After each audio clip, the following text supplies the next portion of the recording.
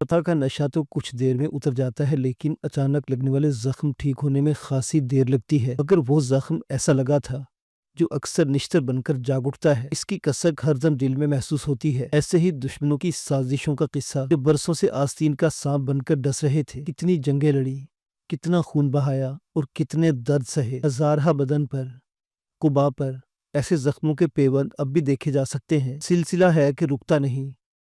کفر اور اسلام کے مابین دشمنی کا جو آغاز ہے وہ کبھی ختم نہیں ہوگا۔ قدم قدم پر ایک نئے جال کے ساتھ قدم بڑھاتی داستان کے ہوشربا واقعات جو فتح و شکست، موت و زندگی کے خطرناک اور آخری موڑ پر اپنی بازی کے لیے کھیل رہے تھے۔ لہو رنگ قسط نمبر 1 سنسنی خیز کرداروں کے وحشت انگیز روپ میں گندھی ایک لہو رنگ داستان۔ لاس ویگاس کی ایک روشنی سے گھائل رات تھی۔ لاس ویگاس جو جواریوں اور آزاد مند شفرات کی امریکی جنت، یا مخصوص علاقوں میں دن سوتے اور راتیں جاگتی تھی۔ کرنل کمال لاس ویگاس کی ایک کثیر المنزلہ عمارت کی چھت پر موجود تھا۔ پوری چھت پر ہر طرف دیو ہیکل پائپ ہی پائپ پھیلے ہوئے تھے، اور چھت پر موجود سیکورٹی گارڈ اپنے کیبن میں چند گھنٹوں کے لیے دنیا و مافیا سے بے خبر ہو چکا تھا۔ کرنل کمال فلائنگ سوٹ میں ملبوس ایک پائپ کی اوٹ میں دم سادے بیٹھا تھا۔ اس پوزیشن میں اسے نصف گھنٹہ ہونے سے زائد ہو گیا تھا، مگر وہ مکمل طور پر پرسکون تھا۔ اسے سارا کی کال کا انتظار تھا۔ وہ دونوں سویڈش ساختہ شارٹ رینج ڈیوائس کے ذریعے رابطے میں تھے۔ اس ڈیوائس کو خاص طور پر شارٹ رینج موڈ پر پکڑنا تقریباً ناممکن تھا۔ کرنل کو زیادہ انتظار نہیں کرنا پڑا۔ اس کے کانوں میں سارا کی مدھم مگر صاف آواز سنائی دی۔ ہوا کا رخ موافق ہو گیا ہے لڑکے، تم حرکت میں آ سکتے ہو۔ سارا جونیئر اور کرنل کی ماتحت تھی، مگر مخصوص حالات کے سبب کرنل سے اسی انداز میں مخاطب ہوتی تھی۔ کرنل نے فوراً اپنی جگہ چھوڑ دی۔ پچھلے 4 دنوں سے تم نے بڑی اچھی خبر سنائی ہے۔ سارا دھیرے سے ہنسی۔ اس کے ساتھ ہی اچھی خبروں کا آغاز ہو چکا ہے۔ کرنل کمال کے باریک ہونٹوں پر مسکراہٹ دوڑ گئی۔ اس مسکراہٹ کو تاریکی نے چھپا لیا تھا۔ بہت کم لوگ ایسے تھے جو یہ دعویٰ کر سکتے تھے کہ انہوں نے کرنل کو مسکراتے دیکھا ہے۔ کرنل ایک پائپ پر پاؤں رکھ کر چھت کی باؤنڈری وال پر چڑھ گیا، جہاں ہوا کا دباؤ زیادہ تھا۔ کرنل نے نیچے جھانکا۔ نیچے جیسے پتال میں روشنیوں کا دریا بہہ رہا تھا۔ کرنل نے پشت پر موجود چھوٹے پیراشوٹ اور سینے سے بندھے بیگ کو چیک کیا۔ اس کے علاوہ اس کے سینے، کمر اور کندھوں پر مخصوص پیڈز بندھے ہوئے تھے جو نہ صرف بل پروف تھے بلکہ شاک پروف بھی تھے۔ سر پر مخصوص ہیلمٹ تھا جس کا نائٹ ویژن موڈ آن تھا۔ کرنل نے اپنا فلائنگ سوٹ کی آخری بندشیں لگائی۔ اب وہ چھلانگ لگانے کے لیے مکمل طور سے تیار تھا۔ اس نے سارا سے کہا، الٹی گنتی شروع کر دو۔ یاد رہے، میرے چھلانگ لگانے کے بعد تمہارے پاس صرف 15 سیکنڈ کا وقت ہے۔ سارا نے اعتماد سے کہا، تم بے فکر رہو، تمہیں بے موت مرنے نہیں دوں گی۔ ماتحت کے اعتماد نے کرنل کا اعتماد بھی دگنا کر دیا۔ گڈ، کامیابی کے لیے یہ حوصلہ اور اعتماد چاہیے۔ گنتی شروع کرو۔ سارا کے 3، 2، 1 اور گو کہتے ہی کرنل نے سر کے بل چھلانگ لگا دی۔ جسم کو سکیڑے وزنی پتھر کی مانند نیچے گر رہا تھا۔ مخصوص بلندی میسر آتے اس نے بڑی مہارت سے خود کو متوازن کرتے ہوئے ہاتھ پاؤں پھیلا لیے۔ اگلے چند لمحوں میں وہ تاریک فضا میں فلائنگ سوٹ کے سہارے گلائڈ کر رہا تھا۔ نائٹ وین ہیلمٹ کے سبب تاریک مناظر اسے ہلکے سبز رنگ میں نظر آ رہے تھے۔ برق رفتاری سے ایک عمارت کے پہلو سے گزرتے ہوئے منظر تبدیل ہوا۔ اس کے سامنے ایک بے حد بلند و بالا عمارت تھی جو مکمل طور سے تاریک تھی، مگر اس کے سامنے کی شیشے کی دیوار پر ارد گرد کی عمارتوں کی روشنیوں کا انعکاس نظر آ رہا تھا۔ لہجے بھر کو کرنل کی دھڑکن خفیف سی بڑھی۔ اس کی زندگی اور کامیابی کا دار و مدار سارا پر تھا۔ وہ برق رفتاری سے تاریک عمارت کی جانب گلائڈ کر رہا تھا۔ یہی وقت تھا جب اسے ایسا محسوس ہوا اس کے قریب سے یکے بعد دیگرے 2 جیٹ انجن گزرے ہوں۔ کرنل کی عقابی نگاہیں سامنے تھی۔ جو کچھ بھی اس کے پاس سے گزرا تھا وہ سامنے والی عمارت کے ایک مخصوص حصے سے جا ٹکرایا۔ متاثرہ حصے سے دھواں سے اٹھ رہا تھا اور شیشہ پگھل پگھل کر نیچے گر رہا تھا۔ دیکھتے دیکھتے وہاں ایک خلاصہ نمودار ہو گیا۔ سارا نے اپنی ذمہ داری بڑے احسن طریقے سے ادا کی تھی۔ اب آگے کا کام کرنل کمال کا تھا۔ کرنل نے تاریخ خلا کو تولا اور اپنی بلندی تھوڑی سی اور کم کر لی۔ اگلے چند لمحے بے حد اہم تھے۔ اندازے کی معمولی سی غلطی کا نتیجہ یقینی موت تھا۔ کرنل برق رفتاری سے تاریخ خلا کی طرف اڑا جا رہا تھا۔ دیکھتے ہی دیکھتے وہ خلا کے دہانے پر پہنچ گیا۔ اس کی رفتار بہت زیادہ تھی۔ آخری لمحے پر اس نے ممکنہ حد تک سینہ اوپر اٹھا کر رفتار کم کرنے کی کوشش کی اور پھر ہوا ہی میں پینترا بدل لیا۔ اگلے پل وہ خلا کے اندر تھا۔ پینترا بدلنے کے سبب کرنل پشت کے بل ایک لکڑی کی ریک سے پوری قوت سے ٹکرایا۔ شاک پروف پیڈ کے باوجود اسے لگا کہ ریڑھ کی ہڈی جیسے تڑق گئی ہے۔ درد کی ایک بلند و بالا لہر نے وجود کو جھنجھوڑ دیا۔ کرنل کتابوں سے بھرے اس ریک کے بارے میں پہلے ہی جانتا تھا۔ ریک کو توڑتے ہوئے ایک کم روشنی والے لاؤنج میں سفید دودھیا قالین پر گرا اور پھر اچھل کر سٹینڈ پر نصب بہت بڑی LCD سے جا ٹکرایا۔ نیچے گرا تو LCD کے ٹکڑے ٹوٹ کر اس پر گرنے لگے۔ پرسکون سے اس اپارٹمنٹ میں پل بھر میں جیسے بھونچال سا آ گیا۔ کرنل کو محسوس ہوا جیسے اس کا وجود کرچی کرچی ہو گیا ہے، مگر وہ یہ بھی جانتا تھا کہ وہ شیر کی کچھار میں ہے، اس کے پاس وقت بے حد کم ہے۔ اس نے وجود کو حرکت دی۔ LCD کے پینل کے ٹکڑے اس کے وجود کے نیچے چرچرائے تو یہ اطمینان ہوا کہ اس کا جسم صحیح سلامت تھا۔ درد برداشت کرنے کی اسے تربیت دی گئی تھی اور ہمت و حوصلہ اس کا ذاتی ہتھیار تھا۔ درد سے جھگڑتے ہوئے وہ ہر ممکن تیزی سے حرکت میں آیا۔ فلائنگ سوٹ اس نے اپنے جسم سے علیحدہ کیا ہی تھا کہ سفید مصنوعی موتیوں کے پردے کو ہٹاتے ہوئے کوئی بگولے کی مانند اندر داخل ہوا۔ آنے والا سیاہ فام تھا جس کے ہاتھ میں دبا وزنی لیوگر ننے سے کھلونے کی مانند نظر آ رہا تھا۔ کرنل کی ٹانگ بر کی مانند لہرائی، نیچے پڑا ایک بوفر اڑتا ہوا سیاہ فام کے سینے سے ٹکرایا۔ بوفر نے سیاہ فام کا بگاڑا تو کچھ نہیں، مگر وہ بوکھلا ضرور گیا۔ لیوگر گرجا اور گولی کرنل کے قریب قالین پر سیاہ بدنما نشان چھوڑ گئی۔ اس دوران کرنل سینے پر بندے بیگ سے بریٹا علیحدہ کر چکا تھا۔ پہلی گولی کی باز گشت ابھی باقی تھی کہ بریٹا کا ننا سا پٹاخہ بجا، وہ سیاہ فام کی کھوپڑی میں سوراخ ہو گیا۔ وہ لہرا کر ایک فرشی صوفے پر گرا۔ کرنل نے کھڑے ہونے میں دیر نہیں لگائی۔ موتیوں والے پردے کی دوسری طرف مختصر سا کوریڈور تھا۔ کرنل نے ہیلمٹ سے ایک سکہ سا علیحدہ کر کے کوریڈور میں اچھال دیا اور اس کے ساتھ سے دیوار سے اوٹ لے لی۔ لہجے برزے بھی کم وقت میں زوردار چمک کے ساتھ کوریڈور میں زوردار دھماکہ ہوا اور اپارٹمنٹ جیسے لرز اٹھا۔ اگلے ہی لمحے کرنل کوریڈور میں تھا جہاں انسانی چیتھڑے اور کپڑوں کے خون آلود ٹکڑے بارودی دھوئیں میں دیواروں سے چپکے بے حد ہیبتناک منظر پیش کر رہے تھے۔ وہ جو بھی براہ راست دھماکے کی زد میں آیا تھا، اسے چیخنے کی مہلت نہیں ملی تھی۔ اچانک کرنل کی سماعت سے سارا کی آواز ٹکرائی۔ اوپر چھت پر سرگرمی نظر آ رہی ہے، کیا کرنا ہے؟ کرنل کی آواز میں موت کی سردی اتر آئی۔ اڑا دو، مجھے واپسی کا راستہ صاف ملنا چاہیے، سارا نے مختصر اوکے کہا۔ اپارٹمنٹ کا داخلی دروازہ اسی مختصر کوریڈور میں تھا جو بند نظر آ رہا تھا۔ اس دروازے کو بند کرنے والے دونوں محافظ مارے جا چکے تھے۔ کرنل کا راستہ صاف تھا۔ وہ راہداری میں آگے آیا۔ یہ ماسٹر بیڈ روم تھا جو مضبوط دروازے کے ساتھ اندر سے بند تھا۔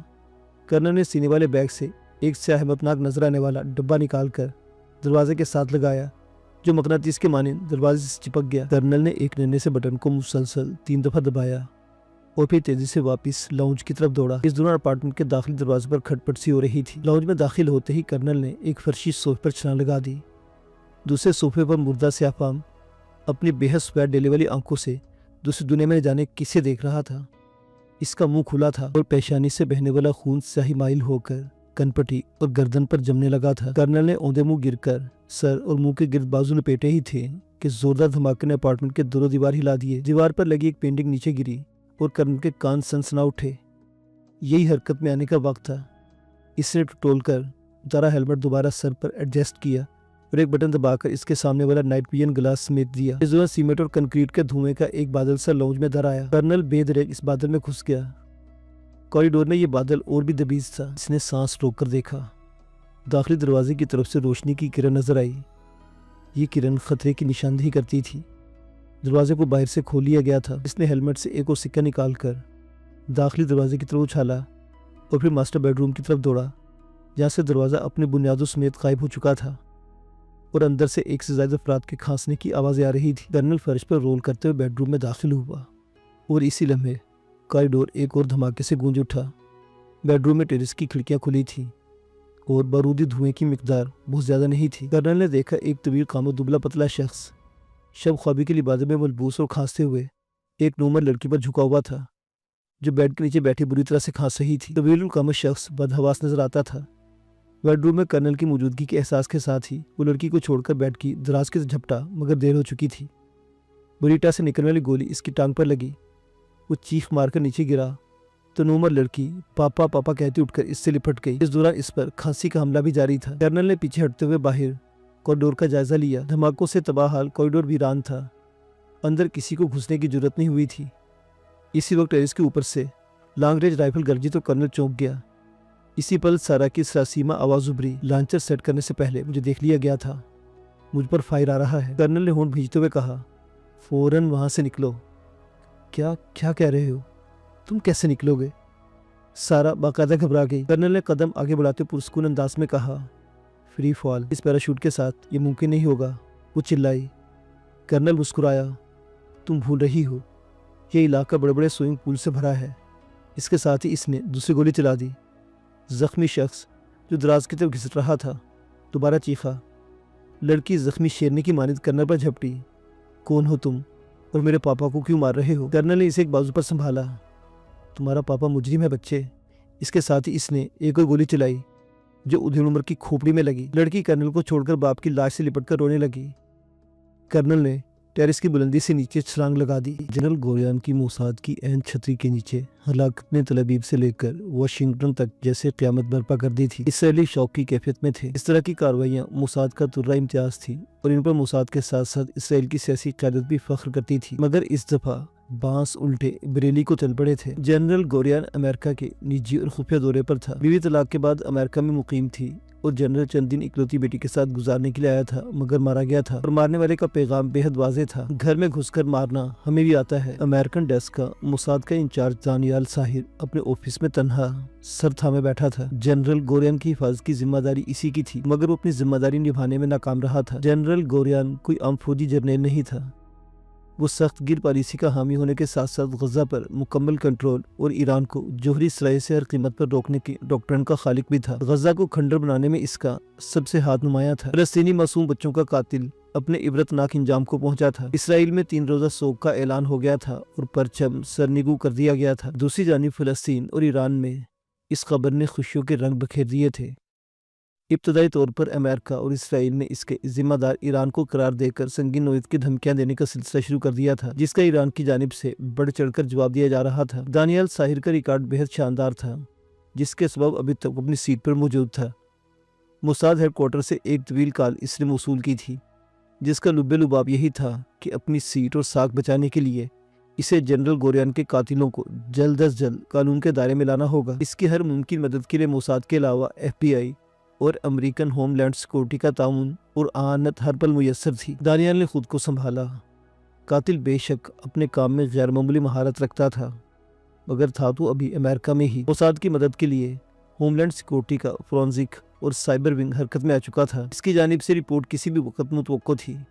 اس سے پہلے دانیال نے باہر بیٹھے اپنے معاونین کو اندر بلا لیا۔ مائرا سمتھ ایک دبلی پتلی سنہری بالوں والی 40 سال کی عورت تھی اور دانیال کے بعد وہی امریکن ڈیسک کی کرتا دھرتا تھی، جبکہ ریفر گولڈ نسبتاً نوجوان اور مضبوط جسم کا تھا اور فیلڈ ورک کو پسند کرتا تھا۔ دونوں بڑے سے منہ اور سیاہ ہونٹوں والے دانیال کے سامنے بیٹھ چکے تو دانیال نے سپاٹ انداز میں کہا: مائر، پہلے تم خیال آرائی کرو۔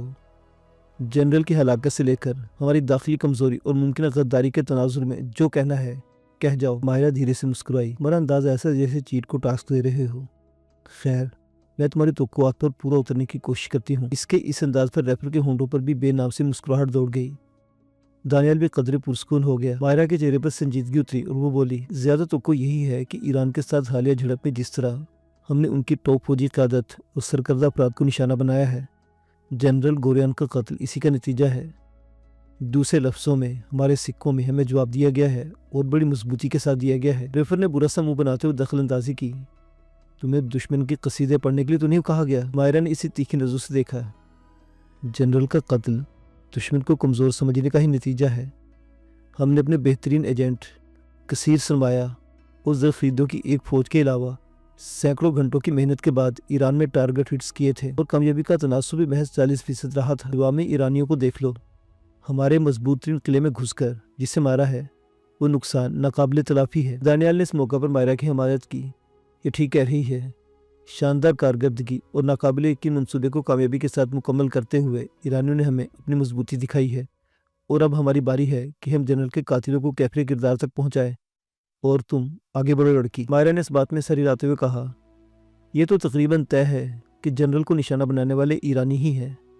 اب یہ حرکت ان کے ایجنٹوں نے کی ہے یا کوئی کرائے پر ماہر ترین شخصیت ہائر کی ہے، اس کا تعین کرنے کی ضرورت ہے۔ ریفر خود کو دوبارہ مداخلت سے باز نہیں رکھ سکا۔ کرائے کے قاتل والی بات تو ذہن سے نکال ہی دو۔ ٹاپ کے قاتل بخوبی جانتے کہ اسرائیل اپنے مجرموں کو پاتال تک تعاقب کرتا ہے۔ اس کا لہجہ تفاخر سے لبریز ہو گیا۔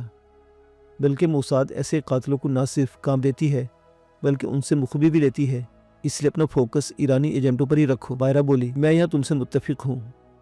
دانیال بھی مسکرایا۔ میرے لیے اچھی خبر ہے، مائرا بولی۔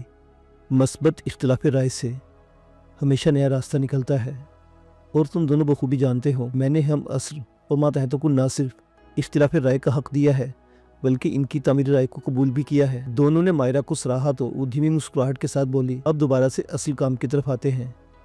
اور جنرل کے قتل کو ایک طرف رکھ دیتے ہیں کیونکہ وہ تو ہو چکا. ہمیں اب قاتلوں کو نہ صرف شناخت کرنی ہے بلکہ انہیں کیفر کردار تک پہنچانا ہے. سانس لینے کے لمحاتی وقفے کے بعد وہ دوبارہ گویا ہوئی. اس کے ساتھ ساتھ اپنی داخلی کمزوری اور اگر کوئی غدار ہماری صفوں میں ہے تو اسے ڈھونڈ نکالنا. میرے خیال میں ہمارا ٹارگٹ یہی ہے اور اس حوالے سے جو ذمہ داری دینی ہے وہ میں لینے کو تیار ہوں. دانیال کے چہرے پر اپنی ذہین اور قابل معاون کے لیے تحسین ابھری. وہ نرم انداز میں بولا، ظاہر ہے کوئی ذمہ داری ہی تمہارے حصے میں آئے گی، مگر اس سے پہلے ریفر کو سن لیا جائے. دونوں کا رخ ریفر کی طرف ہو گیا جو الفاظ پہلے ہی جوڑے بیٹھا تھا. فوراً بولا، ابتدائی رپورٹ کے مطابق قاتلوں کی ٹیم کم از کم 2 افراد پر مشتمل تھی. ان کی پیشہ ورانہ مہارت سے ظاہر ہوتا ہے وہ ایرانی سپر ایجنٹ ہیں اور میرے خیال میں موساد کے پاس ایسے ایجنٹوں کا ریکارڈ ضرور ہوگا. دانیال کا چہرہ تمتما اٹھا. تم نے اہم ترین نقطے کو اٹھایا ہے. شناخت ہوتے ہی ہم ان کے کام کرنے کے طریقے کے بارے میں جان سکتے ہیں اور اس کے بعد انہیں کھوج نکالنا آسان ہو جائے گا. اب ذرا آگے چلو اور ماہر تم یہ پوائنٹ نوٹ کر لو. اس توصیف نے ریفر کو کھولا دیا. اس نے چور نظروں سے مائرہ کو دیکھا جو موبائل پر سپاٹ چہرے کے ساتھ یہ پوائنٹ نوٹ کر رہی تھی. ریفر نے مزید کہا، میرے خیال میں ہم بیک وقت قاتلوں کے پیچھے بھی جانا چاہیے اور اس سوراخ کو بھی ڈھونڈنا چاہیے جس کے ذریعے قاتل اندر داخل ہوئے ہیں. مجھے یقین ہے کہ اس سوراخ کے ساتھ ہی ہمیں قاتلوں کی نقش پا بھی مل جائیں گے اور امید کرتا ہوں مجھے بھی ذمہ داری ضرور سونپی جائے گی. ریفر کے خاموش ہونے سے پہلے دانیال پرجوش ہو چکا تھا. تیزی سے بولا، یہ پوائنٹ بھی نوٹ کر لو اور یہی ہمارا لاہ عمل ہوگا. فیصلہ ہو گیا کہ میں اور ریفر قاتلوں کا تعاقب کریں گے اور مائرہ وہ سوراخ ڈھونڈے گی جہاں سے قاتل ہمارے قلعے میں داخل ہوئے ہیں. اس طرح ہماری کمزوریاں بھی عیاں ہوگی اور کوتاہی کے ذمہ داروں کا تعین ہونے کے ساتھ ساتھ کوئی غدار ہے تو وہ بھی سامنے آ جائے گا. لہذا بھر کے توقع کے بعد وہ مائرہ سے مخاطب ہوا، پہلا جو پوائنٹ نوٹ کروایا تھا اسے لے کر ہیڈ کوارٹر سے مدد مانگو. میں ذرا ہوم لینڈ والوں کی خبر لے لوں. سیوریج کے بڑے بڑے پائپ بنانے والی وہ فیکٹری نہ جانے کب سے بند پڑی تھی. کرنل کمال اور سارا وہاں بڑی تندہی سے مصروف عمل تھے. سارا 22 سالہ ایک توانائی سے بھرپور لڑکی تھی اور کرنل کمال کے مانند اپنا ہی ملک اس کے لیے سب کچھ تھا. ایسے نظریاتی جانصار اپنے اپنے ملکوں کا قیمتی ترین اثاثہ ہوتے تھے جن پر بجا طور پر فخر کیا جا سکتا تھا. سارا پلاسٹک کے ایک بیگ میں سے انسانی پتلے نکال کر ایک دستی پمپ سے ان میں ہوا بھر رہی. جنرل کمال مہارت کے ساتھ ان پتلوں کے ساتھ ایک سرکٹ نصب کرتا تھا اور سیلن زدہ سے اس کمرے سے لے کر باہر نکل جاتا تھا. جلد ہی انہوں نے اپنا کام مکمل کر لیا. اس کے بعد وہ دونوں وہاں سے روانہ ہو گئے. پبلک ٹرانسپورٹ کے ذریعے وہ ایرینا مال شاپ پر اترے. یہ جگہ کھیل تماشوں کے لیے جانی جاتی تھی. خوش فکرے سیاح مختلف روپ دھارے لوگوں کے ساتھ اٹکھیلیاں کرتے پھر رہے تھے. بچوں کا ایک گروپ پانی سے بھری بندوق کے لیے ان کے پاس سے گزرا اور ان دونوں کو بھگو گیا. سارا نے ایک گول مٹول سے بچے کے گالوں کو محبت سے چھو لیا. جواب میں بچی نے اپنی ننھی سی ہتھیلی سارا کے سامنے کھول دی جس پر ایک کینڈی جگمگا رہی تھی. سارا نے شکریہ کے ساتھ وہ کینڈی لے کر منہ میں ڈال لی. خوشیوں بھرے اس ماحول میں وہ دونوں بھی ہاتھوں میں ہاتھ ڈالے سڑکوں پر جھومنے لگے. دونوں ہی کے کانوں میں آئی پوڈ لگے تھے اور مست گانوں پر جھومتے ہوئے وہ ایک خوش فکر سیاہ جوڑا ہی لگ رہا تھا. دونوں کی عمروں کا فرق نوٹ کرنے والا وہاں کوئی نہیں تھا. وہ ایک ذیلی سڑک پر آئے جہاں بہت بڑا سرکس لگا تھا. اس دوران میں ایک مسخرہ ان کے سر ہو گیا. تم دونوں اگر یادگار تفریح چاہتے ہو تو یہ محض $7 کے ایک ٹکٹ میں دستیاب ہے. ہمارے سرکس کی خاص بات 7D روشنیوں کا جیتا جاگتا جادو جو تمہیں مبہوت کر دے گا. سارا نے کہا، تمہارا شکریہ مگر ہماری دلچسپی نہیں ہے. مسخرے نے ہار نہیں مانی. پھر تم اپنی قسمت تو ضرور آزمانی چاہیے. سرکس کا ہر ٹکٹ لکی ڈرا میں شامل ہوگا اور ایک خوش نصیب کو شو کے اختتام پر $5000 کا نقد انعام دیا جائے گا. یہ خوش نصیب تم بھی ہو سکتے ہو. 2 ٹکٹ جیتنے کے 2 مواقع. انکار کرنے کو اب تمہارے پاس کچھ نہیں. ساتھ ہی مسخرے نے مخصوص اشارہ کیا. کرنل نے ہنکارہ بھرتے ہوئے کہا، قسمت کو آزما لینے میں کوئی حرج نہیں. آؤ دیکھ لیتے ہیں تمہارا شو. کچھ دیر بعد وہ ایک مختصر سے کیبن میں مسخرے کے سامنے ایک پرانے سے صوفے پر بیٹھے تھے. مسخرہ ایک سٹول پر ان کے سامنے بیٹھا تھا. کیبن کا دروازہ کھلا تھا اور باہر سے گھوڑوں کی لید کی بدبو آ رہی تھی. مسخرے نے بدلی ہوئی آواز میں کہا، کامیابی کی خوشبو ٹیکساس سٹی سے ملی ہے.